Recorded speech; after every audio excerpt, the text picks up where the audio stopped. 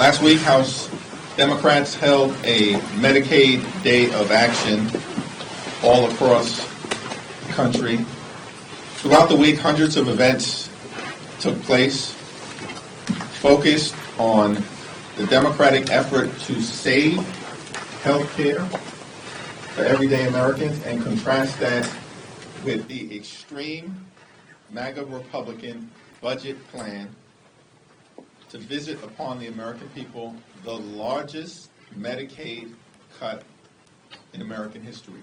This is an issue of life or death for children, women, everyday Americans, people with disabilities, and older Americans who rely on Medicaid for nursing home care and for home care. The notion that House Republicans are determined to enact the largest Medicaid cut in American history so they can give Elon Musk and their billionaire MAGA donors a massive tax cut is outrageous. That's the moment that we're in right now. Earlier today, every single House Republican leader tripled down on their harmful budget, which will hurt children, hurt families, hurt seniors, hurt veterans, and hurt everyday Americans. House Republicans are successful in enacting their reckless budget. People all across America, including in the districts they represent, are going to lose their health care, lose veterans benefits, and lose nutritional assistance for hungry children and hungry families. It's unacceptable, unconscionable, and un-American. And over the next few weeks, House Democrats are going to do everything we can to stop their reckless budget dead in its tracks. Questions? In a similar vein, with Social Security job cuts to the Social Security Administration, what tools do Democrats actually have to prevent these kind of things from happening? And do you anticipate missed checks coming from Social Security? Donald Trump and House Republicans want to take a chainsaw to Social Security, Medicare, and Medicaid. Why? To pass a massive tax cut for Elon Musk and their billionaire donors. That's the whole scheme. It is a toxic scheme. Throughout the campaign, Donald Trump promised that Republicans were not going to touch Social Security, not going to touch Medicare, and not going to touch Medicaid. They lied. Republicans are detonating Social Security and its benefits and the Social Security Administration in real time.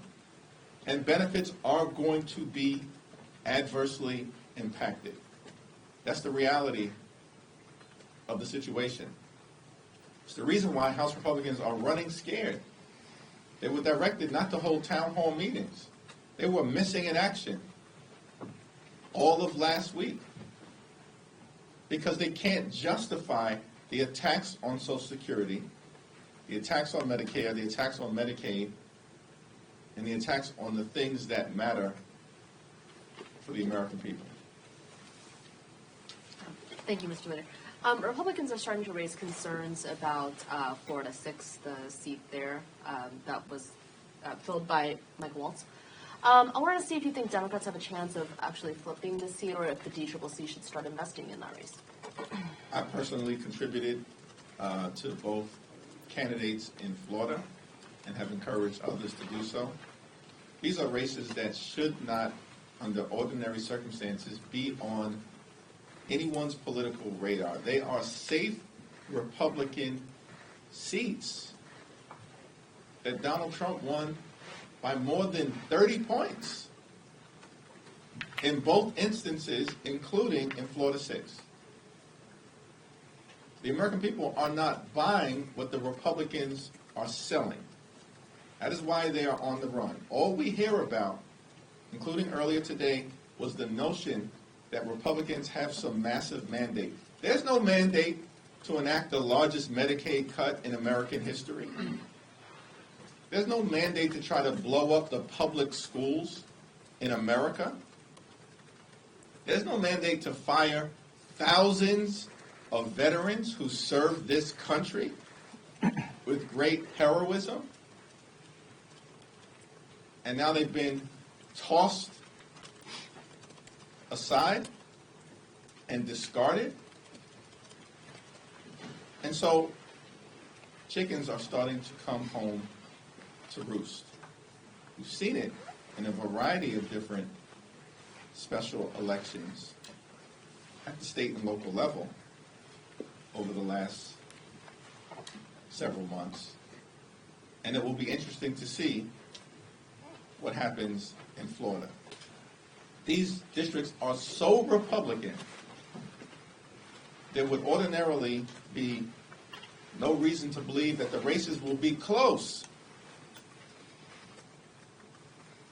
But what I can say, almost guaranteed, is that the Democratic candidate in both of these Florida special elections will significantly overperform. This will represent another sign that the Republicans are on the run and that Democrats are going to take back control of the House of Representatives next year. Thank you, Mr. Leader. Just changing topics. Obviously, I'm sure you've heard the story by now. The editor-in-chief of The Atlantic says he was caught on this text chain signal chat with top Trump administration officials as they were discussing these airstrikes in Yemen. What is your reaction to that, and do you believe there should be a congressional investigation? There should absolutely be a congressional investigation so that we can understand what happened, why did it happen, and how do we prevent this type of national security breach from ever happening again. This is reckless, irresponsible, and dangerous. Who are some of these people that Donald Trump has put into the most sensitive national security positions in America? We were promised that Donald Trump was going to hire the very best. It's all phony. The attacks on diversity, equity, and inclusion, phony. So it's never about hiring the best people. As Democrats, we actually believe in merit. Merit that should be based on what you know, not who you know. And understand, this whole Trump administration is filled with lackeys and incompetent cronies. I'm not talking about any particular individual, though I will note that the Secretary of Defense, who was on that chain, has got to be the most unqualified person ever to lead the Pentagon in American history. Think about that. You've put these people in charge in a very dangerous world, and then you want to attack communities of color, attack women, and attack others who are actually very qualified? C.Q. Brown, incredibly qualified, brilliant, served this country well. All of these attacks from the Trump administration on a diverse America, it's all phony. These people are incredibly unqualified, irresponsible, and they're jeopardizing America's national security. Thanks. Go back to this. Thank you, Mr. Leader. You posted a video earlier today saying the House Democrats will prevent the Trump administration from closing the Department of Education. You mentioned 2 lawsuits were filed today. Are there any other plans in the works for you to push back against that executive order that the president signed last week, dismantling the Department of Education? Yeah, the effort to dismantle the Department of Education is deeply unpopular, as is the fact that they are trying to detonate Social Security, Medicare, and Medicaid. I mean, who are these people? This is the mandate that you claim to have? To, like, dismantle the American way of life? This is why they're on the run. This is why they're hiding from the American people. This is why they're panicking in that Florida special election. This is why Elon Musk is pouring millions of dollars into Wisconsin. These people have overreached and failed to deliver on their core promise, which was to drive down the high cost of living in the United States of America. That's what they promised all of last year, and then ran away from Project 2025 as if it didn't exist. Lied in cold-blooded fashion to the American people. What are they doing this year? Have done nothing to lower costs. Costs aren't going down, they're going up. Inflation is going up. They're crashing the economy in real time, driving us to a Republican recession. Have done nothing to address inflation. Not a single bill, not a single executive order, not a single administrative action. Instead, they're unleashing the horrors of Project 2025, which they claimed last year didn't exist and that they knew nothing about. They're unleashing the horrors of Project 2025 on the American people by doing things like trying to blow up our nation's public schools. So House Democrats are, of course, going to push back aggressively against it. We will stop them in Congress, and we will stop them in the courts. The Department of Education was created by an act of Congress. A wannabe king cannot unravel it. The only way to unravel the Department of Education is through the Congress. Let's be clear, they don't have the votes to do it. It's not happening in the Congress. And it's going to get stopped in the courts. Mr. Leader, there was some criticism about how Democratic leaders weren't on the same page as it relates to the spending negotiations from a week ago. You're talking about standing up, preventing Medicaid cuts during these budget negotiations going forward. How can you assure your supporters that leaders are now on the same page? And I don't mean just within the House, but in the Senate as well. Well, the House was incredibly unified, and we will remain unified in opposition to pushing back against the effort to jam the largest cut to Medicaid in American history down the throats of the American people. Every single House Democrat voted against the reckless Republican budget at the end of February. Every single House Democrat. In fact, every single Senate Democrat voted against the Senate budget resolution. So I'm very confident that we will continue to be on the same page because we have been on the same page as it relates to this issue. Leader Jeffries, just to follow up on the Signal chat, Representative Chrissy Houlihan sent a letter to you as well as Speaker Johnson calling for further training of members on handling classified documents and information. That wasn't included in the rules package for this Congress. Is that something you support, and do you think that there are issues within the House when it comes to members handling classified information? Haven't had an opportunity to take a look at Representative Houlihan's letter, but we are going to hear from Ranking Member Jim Himes tomorrow, and I look forward to that presentation before the House Democratic Caucus. Thank you, Leader Jeffries. On the subject of Medicaid, you say that the House Democrats are unified on opposing the Republicans' plans, but as you know, for a reconciliation bill in both chambers, you only need a simple majority, and Republicans are in that majority. So how can you tell people who are skeptical, who perhaps agree with you that your strategy is going to be effective? What tangible steps do you have to actually thwart this agenda, if any? At the end of the day, we only need 3 House Republicans to do the right thing and protect the health care of their very own constituents. And there are dozens of House Republicans who know the right thing to do is to vote against this effort to jam the largest Medicaid cut in our nation's history down the throats of the American people. They know it.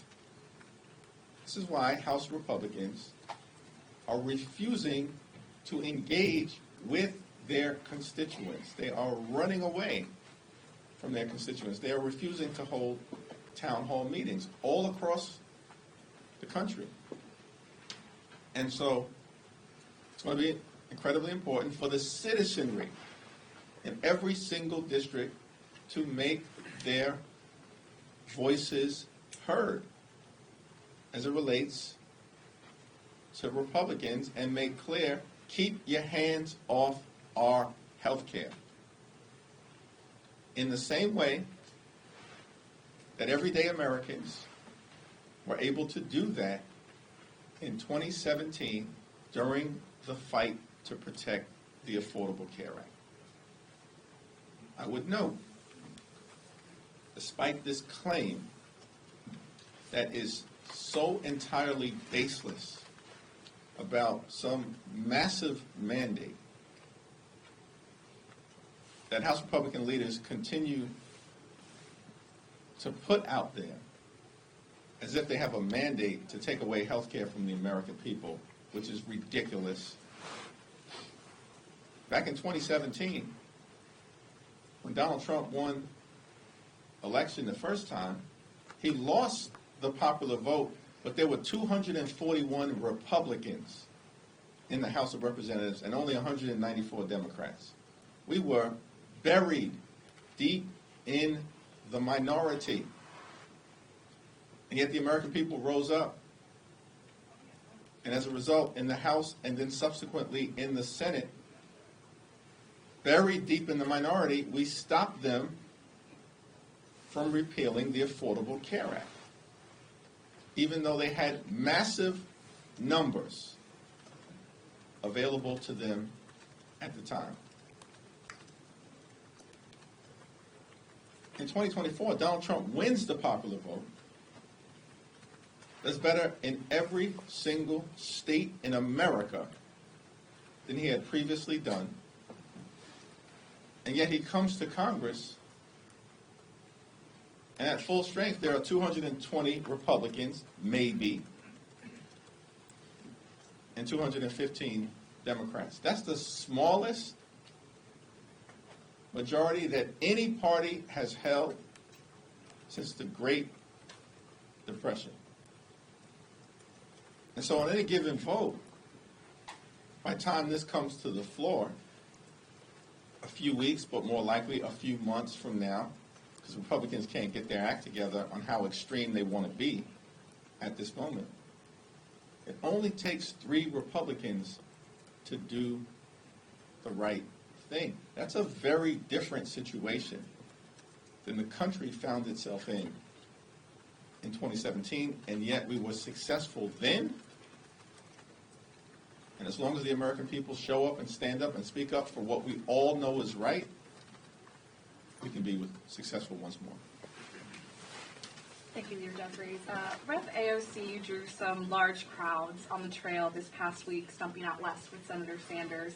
Is it wise to elevate her as a party messenger? And to what extent are you concerned that she could become a prominent boogeyman for the GOP ahead of 2026? She's already a prominent member of the House Democratic Caucus, and I expect that will continue. On community project funding, obviously the recently passed continuing resolution didn't include any for the fiscal year 2025. I'm wondering if you can speak to, A, what the impact of that is in your district and other districts, and B, how you and your members are going to approach the loss of that funding going forward. Will you be re-requesting for 2026?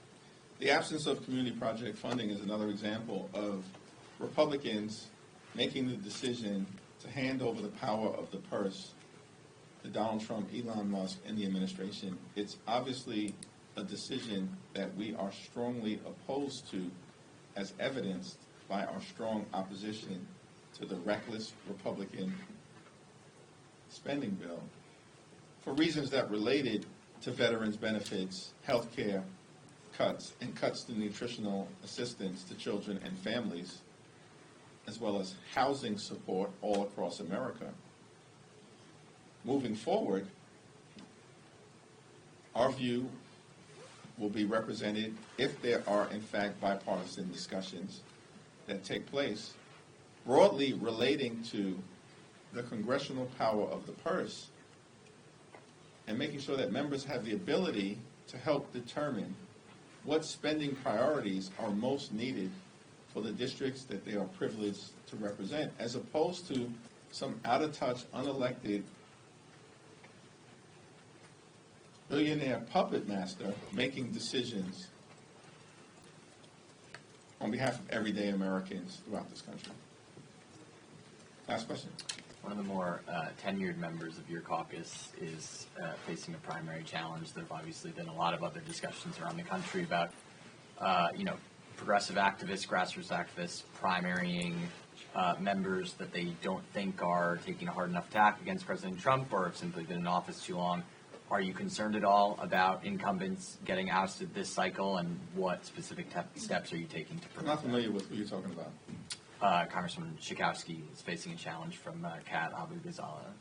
She's a longstanding member, obviously a longstanding stalwart progressive member. I'm unfamiliar with this particular challenge, so I can't comment on it beyond having a conversation with Jan at some point. There's a lot of energy, a lot of angst, a lot of anxiety, of course, across the country as it relates to the parade of horribles that Donald Trump has been unleashing on the American people. Our focus is going to be stop bad things from happening to the American people. And there'll be a time and place where the politics will take care of itself. Thanks, everyone. Thank you. Thank you.